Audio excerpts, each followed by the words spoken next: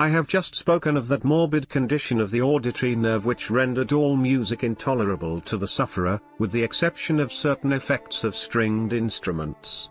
It was, perhaps, the narrow limits to which he thus confined himself upon the guitar, which gave birth, in great measure, to the fantastic character of his performances. But the fervid facility of his impromptus could not be so accounted for.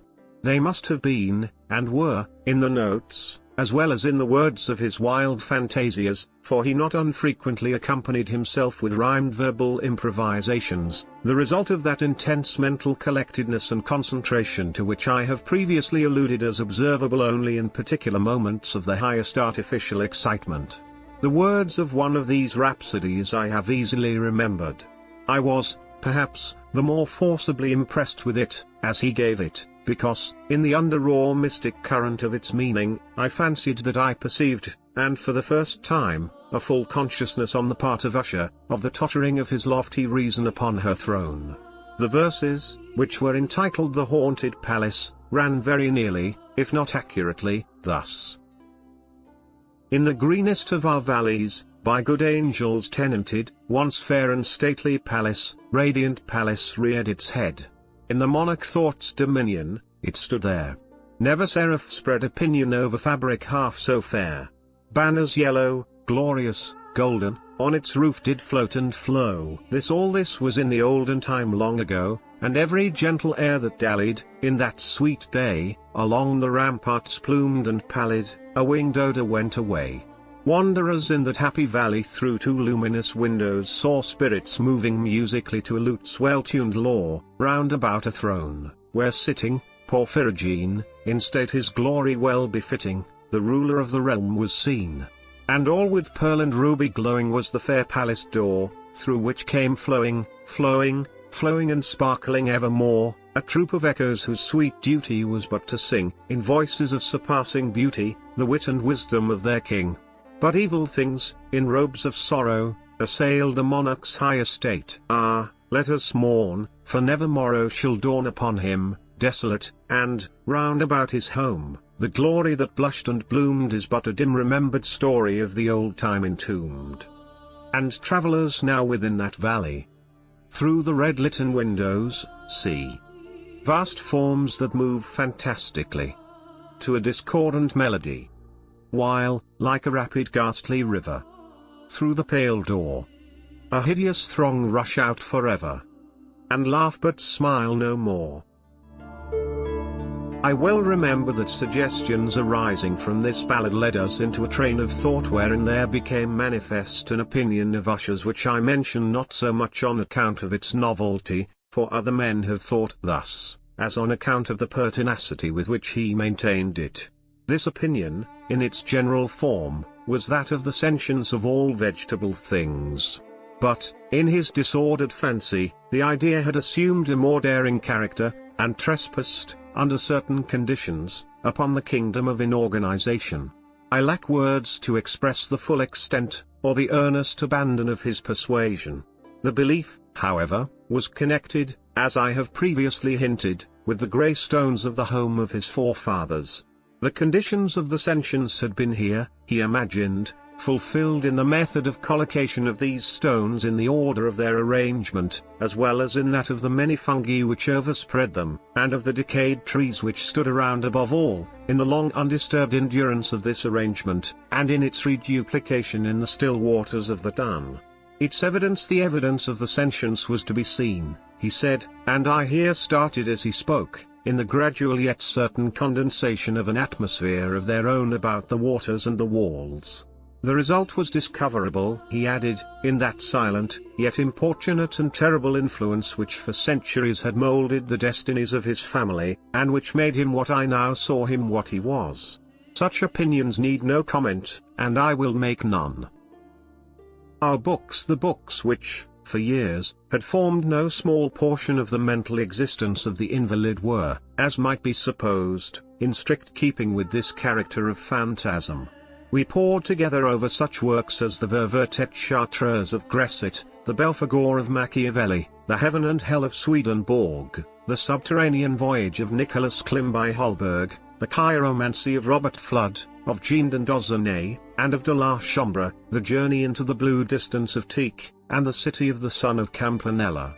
One favorite volume was a small octavo edition of the Directorium Inquisitorum, by the Dominican Imeric de Giron, and there were passages in Pomponius Mela, about the old African satyrs and Egyptians, over which Usher would sit dreaming for hours. His chief delight, however, was found in the perusal of an exceedingly rare and curious book in quarto Gothic, the Manual of a Forgotten Church, the Vigili Mortorum Secundum Coram Ecclesiae Macantini.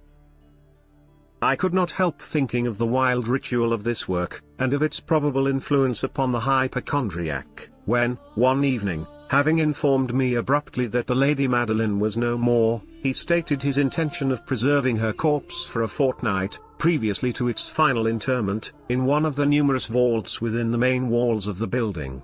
The worldly reason, however, assigned for this singular proceeding, was one which I did not feel at liberty to dispute. The brother had been led to his resolution, so he told me, by consideration of the unusual character of the malady of the deceased, of certain obtrusive and eager inquiries on the part of her medical men, and of the remote and exposed situation of the burial ground of the family. I will not deny that when I called to mind the sinister countenance of the person whom I met upon the staircase, on the day of my arrival at the house, I had no desire to oppose what I regarded as at best but a harmless, and by no means an unnatural, precaution. At the request of Usher, I personally aided him in the arrangements for the temporary entombment. The body having been encoffined, we two alone bore it to its rest. The vault in which we placed it, and which had been so long unopened that our torches, half smothered in its oppressive atmosphere, gave us little opportunity for investigation, was small, damp, and entirely without means of admission for light, lying, at great depth, immediately beneath that portion of the building in which was my own sleeping apartment. It had been used, apparently, in remote feudal times, for the worst purposes of a donjon keep, and, in later days, as a place of deposit for powder, or some other highly combustible substance, as a portion of its floor, and the whole interior of a long archway through which we reached it, were carefully sheathed with copper. The door, of massive iron, had been, also, similarly protected. Its immense weight caused an unusually sharp grating sound, as it moved upon its hinges. Having deposited our mournful burden upon trestles within this region of horror, we partially turned aside the yet unscrewed lid of the coffin, and looked upon the face of the tenant. A striking similitude between the brother and sister now first arrested my attention, and Usher, divining, perhaps, my thoughts, murmured out some few words from which I learned that the deceased and himself had been twins, and that sympathies of a scarcely intelligible nature had always existed between them. Our glances, however, rested not long upon the dead, for we could not regard her unawed. The disease which had thus entombed the lady in the maturity of youth, had left, as usual in all maladies of a strictly cataleptical character, the mockery of a faint blush upon the bosom and the face, and that suspiciously lingering smile upon the lip which is so terrible in death. We replaced and screwed down the lid, and, having secured the door of iron, made our way, with toll, into the scarcely less gloomy apartments of the upper portion of the house. And now, some days of bitter grief having elapsed, an observable change came over the features of the mental disorder of my friend. His ordinary manner had vanished. His ordinary occupations were neglected or forgotten. He roamed from chamber to chamber with hurried, unequal, and objectless step. The pallor of his countenance had assumed, if possible, a more ghastly hue, but the luminousness of his eye had utterly gone out. The once occasional huskiness of his tone was heard no more, and a tremulous quaver, as if of extreme terror, habitually characterized his utterance. There were times, indeed, when I thought his unceasingly agitated mind was laboring with some oppressive secret, to divulge which he struggled for the necessary courage. At times, again, I was obliged to resolve all into the mere inexplicable vagaries of madness, for I beheld him gazing upon vacancy for long hours, in an attitude of the profoundest attention, as if listening to some imaginary sound. It was no wonder that his condition terrified, that it infected me. I felt creeping upon me, by slow yet certain degrees, the wild influences of his own fantastic yet impressive superstitions.